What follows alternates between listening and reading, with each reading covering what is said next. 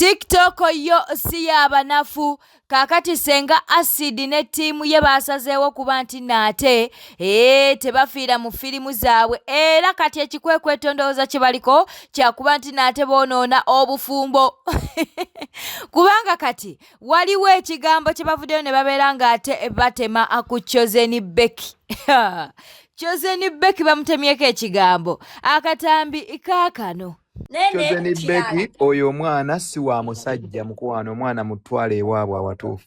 Oyo omwana alina abantu bafaanana mukwano. Chosenbecky teweekola bintu bya kisiru. Ekirala abantu omuntu bw'asirika tabeera musiru. Ekirala omuntu ayogera ennyo every time there is a conflict abeera guilty. Kabaddiremu tebakategedde. For example, Aleti yasitula amayindo ge n'amabina ge agataliiko. Ne nkwawaze najja n'atunoonya. Era banange mukolewe muki amanya gange bampita Aleti era n'atweyanjulira. Bwe twapulayiza ate audio n'anyiga nnyo anyonnyola abadde annyonnyola nnyo. Sengamizi eno audio siyo.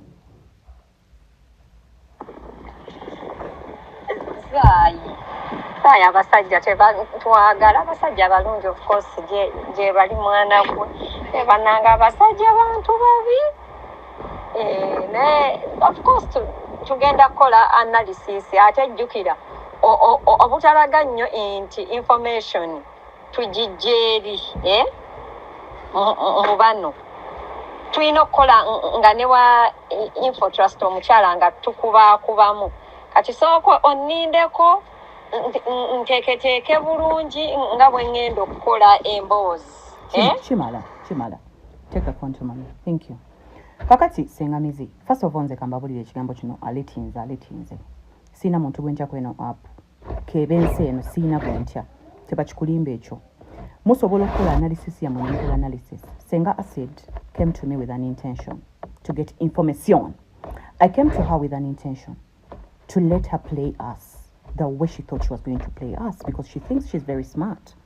Sengaacid olaba nti oli mwana wa sitaani kati Sengaacid nze nkubira ebigambo bino nze ndi mwana wa sitaani byaddala. I can fight my battles alone every single day. I don't need a group of people to stand with me. I don't need any support from anyone. Nsobola okuyimirirawo nzeka either nenkuddamu oba nensirika. Nyinza okuba simanyi bigambo nnyo byakwemulanga gwe ogenda okujja wano mpemule. But baby, let me tell you, if you want, we can physically meet. Nkubala omuofe. Sengaacid kiriza nti for the very first time, someone has beat you at your own manipulation game. Mukwano, I am the queen of manipulation. I'm such a mastermind. I'm just retired. So please, let me tell you, you can come out n'okola live. Kati nchimanyi ogenda kunkoya live nga lukaaga. You can release my nudes. Koma oga mensi nti ndi mubbi, ndi mutemu, ndi malaya. Kipya kiki ogenda okwogera kyesaakola. Gwali perfect lwaki oli nnyo mu bulamu bw'abantu. Omuntu wafuna ebizibu kweno app, the first people that go to their EDM are the people that want news. Hey, what's going on? Madanga, is everything okay? Is everything okay? Is everything okay? There's a reason why muze mukola video nyingi nze nga ngenda commenting ku videos amwe nembagamba mujja kuswala. Even before I sent those audios to Sengaacid, danange siri musiru. I am not stupid. I am just a master at manipulation. I can drag you. Neweonyezi. Bambi temutulaba kusirika nemuloza tuli basiru. We are not. I don't need anyone supporting me. I don't need anyone defending me. I will fight for CEO Infotrust because that is my client. Teetaga kumanya kyenkola right now. I will fight her battles kubanga gwe mulimu gwange. Do you understand? So, ekyakunyiziza is because I refused to come out and give you the information that you wanted because you kept on pushing. Aleti tuwe information. So kutungere information. Do you think I was stupid? Do you guys really think singa nali muntu mubi wanga ndi musiru? Sandi wadi information oza sina kyemmanyi?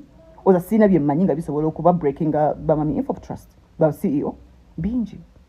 Ekyabanyiziza is for me to come out and say sina information. Ebuzi ekyaganye nengamba banene OGM jenina omuntu agiganidde. Do you think that is really true? Checha sinzo kunyiza. But remember, you started all this bullshit. You came out and said oyagala kusubula lutalo. tukufunire ettaka tukufunire akaapa nga kali awo. Isn't that what you said? Si kyobadde oyagala. Who is going to give you a land title mbukubanga ogenda kumuvumira muntu? I want you to accept that we played you for the very first time. Katika nkuliza kukume live ko live. I want you to invite me to your lives. That's it. Okay? Analysis jikole nga ntuddeko kubanze bannange. Sina gwenje kamba buli ensirika busirisi, but the reason why I keep quiet is I know my bipolar mind is crazy. I will snap in 2 seconds. Nakowa makomera. That's the only reason I stay away from chaos, because nze sirwana ntalo bwenti nga muzirwana ne muyuze ebigambo bwe muti. I'm more physical. Do you understand? Acid kiriza nti kyewalooza nti wali ogenda okunfunamu nakubalira yama kufumbirwa yama twenga ne wali zengo nfumbidde yebigere. Si bwe kiri? So there is no thing you're going to come and say. Banji nyo. So many of you have come out to my inbox to say things. Oh my God, Gondi, yafulumya information ya msala CEO. Era Gondi oyo gye musota. Era Gondi shut the fuck up. Shut the fuck up. Who do you think you are, God? Olowooza gwe Katonda gwalina omumwa weka. No mwana. Siri kabada. Jebi abaana abalala oyo omukyala omusajja yamuzaalamu abaana bana. Yakulaga babiri nakugamba bana abalala ababiri bali adopted. Mukwano oyo omukazi mulindeko nga yebase omusaleko oluviiri okwata abaana abo batwale ku ya Miria olabe. Baana be era omwana omukulu alina endali era ababaana zachika ku mitimbagano wajjayo baaki lupata mama abana bali bana. Subscribinga, likinga, leka obaka bwawo mu comment section era senga acid nga tukyali jali video natabukira a Crysto Panda. Crysto Panda mutabukidde olw'ensonga nti no ono yalumba a Bruno. Okay, akatambi nako kakano. Obubaka bwange buneeno bugende eri Crysto Panda Mizi. Crysto Panda Mizi, you need to heal. Crysto Panda Mizi, you need to heal. Relationship yo ne Bruno ke bweba nga yagwawo, whatever nature it was, you need to heal. You have never healed. By the time wogenda ku interviewing about your ex friend, mukwano, you need to heal. Boberanga wetagayoko ku mpeke ezihiringa tugambe. If you need rehab tugambe. If you need a counselor tugambe. Buli bwe wetololako boti nga okola bi post about Bruno ke. Okola bi post eyo ku Twitter. Buli bwayamba omuntu noyima mukwano ekibozibozi wakeera no kivaamu Bruno ke nakitwala maaso. It is bigger and better. Chifuniremu emirembe. Owulidde? Chifuniremu emirembe, otherwise ogenda loga. If Bruno ke is moving forward, oli stunted, oli stagnant. Oliawo akaviri gundi omomoti ntingire enviri, you need to heal. Otherwise, welcome to the Mizi family. Crysto Panda Mizi, you need to get the fuck off Bruno ke. Bruno ke wa mugaso nnyo eri Uganda okusinga gwe ne family yo n'abaliddako. Kitegedde webale nnyo kumpuliriza.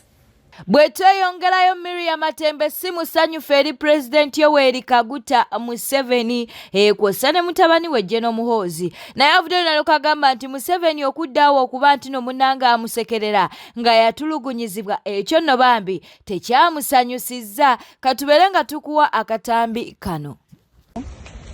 As I listened to my brother Museveni's national state address, in which he made a mockery of me and he even laughed after his son had captured me, disrespected me, and mistreated me in his whatever they call it. But as I was considering and calling upon my God to help me and calm me down, he reminded me of the story of Abel and Cain.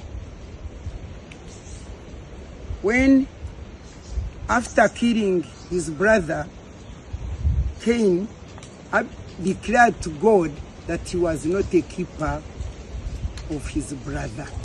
So I imagined my brother Museveni was revealing to the state that he's not a keeper of his sister. So now, I would like to remind my brother of that very curse that God declared upon Cain, and invite him to respond to God like Cain responded when his sentence was a bit reduced. Otherwise, I am praying for him. I forgive him and his son because they do not know what they are doing. Mu mawulire amalala ensonga z'omugenzi Kafeero okwosa munnange n'eyali mukyala we bisirikirwa tezinnaggwa, bakyagenda mu maaso n'okuba nti nate bamusabula. Ensonga za Kafeero zo zikyaganya okuba nti nno ziggwa buli kaseera, bujulizi buvaayo, buli kaseera bujulizi buvaayo. Ne driver yavuddeyo n'abaako ate byayogera. Abaana abajjako awaka awo nsuubira bawera abaana 18. Bano boolaba abaleeteddwa ku luutu eno okukebera omusaayi, abasinga si ba Kafeero. Baleeteddwa okuzibikira ebiwundu ate ne bayitawo. Nabadde sijja kwogera ku mukyalo oyo. Twabirese byonna bigende nga bwe baabikoze. Naye olwaleero abaana abana be baagambye nti ba Kafeero bali mu ssanyu. Abaana abo baagambye nti si ba Kafeero nga kituufu ba Kafeero bali mu nnaku. Naye kakasa kyamazima galinnya kagaali, obulimba ne bulinnya kooki. Ani asooke Masaka? Obulimba okakasa nti walijja kubaawo olunaku abaana abo lwe bagenda okuzuula bannaabwe nga babeetaaga.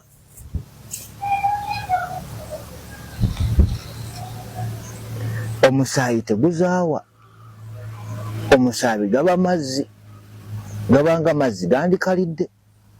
Naye wafiiridde omuntu omusaayi ne guyiikaawo, guyinza okumalawo omwezi. Nyimbi bintu bino mubikole n'obwegendereza. Abaana abo ba Kafeero teri muntu ayinza kumanya nti ono Kinobe ayagala amanyi nti yamwagalako ayina omwana, omwana w'omufu. Kati ate n'ono nze ndi mufu, olwo n'asigala nga yeesuuba ewange okuleetayo omwana ow'omufu nga waliwo omulamu nyiniye. Bw'oba tolaba towunyiriza. Kyo nakyo twakirinda. Nze kikwatagana ne Kafeero onzijamu olulimi, nja kwogera paka ne bwe munaateekamu ssente ezenkanawa, ate Kafeero agenda bakola ekintu, mujja ne kweyambula engoye, mugenda kuwemuka.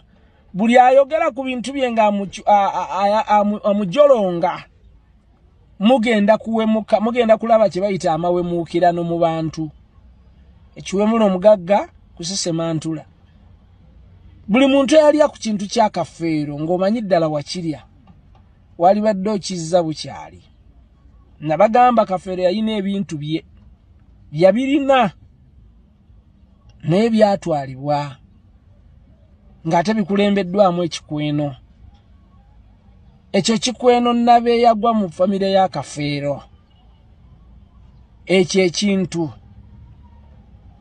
ekyo kijja kuloza ku busungu bwa Kafeero.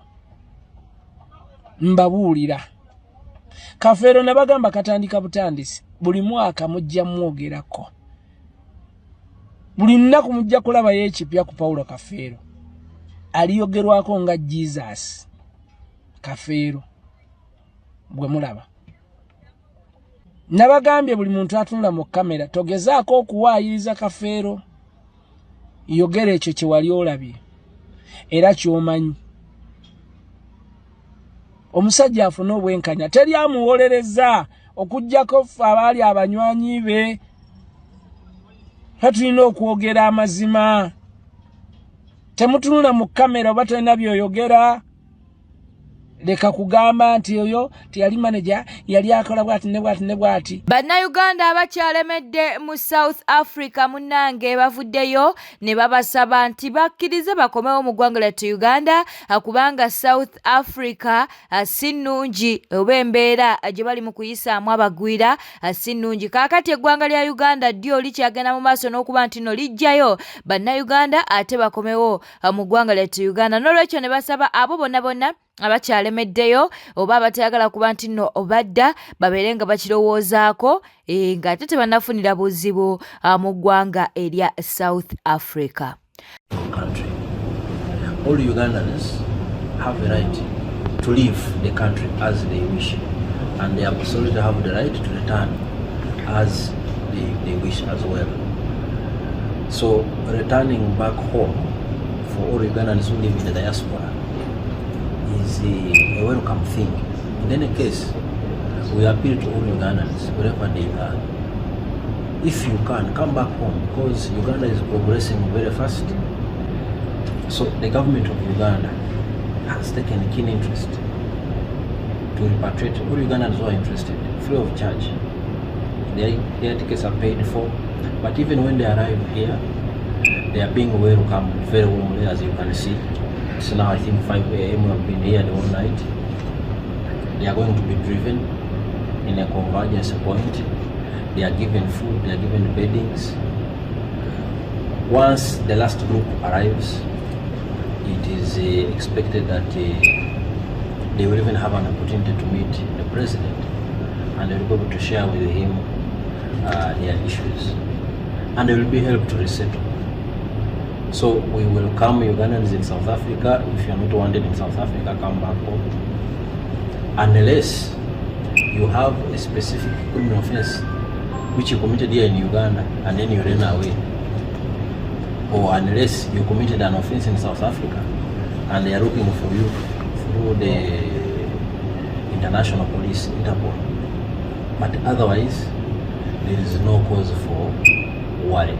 Let them come back. Bwete tambuda badde mulabi mulungi alokwekumira ku News Pack channel kankusobere ngo subscribe ngo likinga no kuleka obakabwa mu comment section bera bulungi weraba.